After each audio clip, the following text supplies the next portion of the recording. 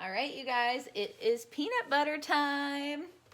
I have, just as the recipe calls for, 3 cups. I technically have mixed nuts. I have a couple of almonds, a couple of cashews, but mostly peanuts in there. And we're gonna make some homemade peanut butter, you guys, in 2 minutes and 20 seconds. It's gonna blow your mind. I literally just followed the directions. This comes with your deluxe cooking blender. I literally just followed the directions as it says. My peanuts were salted already, so I did not add any extra salt. If you are doing unsalted nuts, it tells you how much salt to add in there. And then, of course, if you want to add anything else in, if you want to make it spicy or a little bit sweeter, you can do that. And I do like to store my homemade nut butters in these perfect short little tins. These are actually freezer tins as well, so they're really nice for like ice cream that you might make or yogurt or anything else. So I'm gonna turn this baby on, and I have this ready. The peanuts are gonna climb the side of the walls, you guys will see, so I'm just gonna push those down as we go. It'll take 2 minutes and 20 seconds, and it literally is magical. It turns into the creamiest, softest, most velvety, amazing peanut butter you've ever seen. So I turn to the grind setting, and I'm just gonna press start.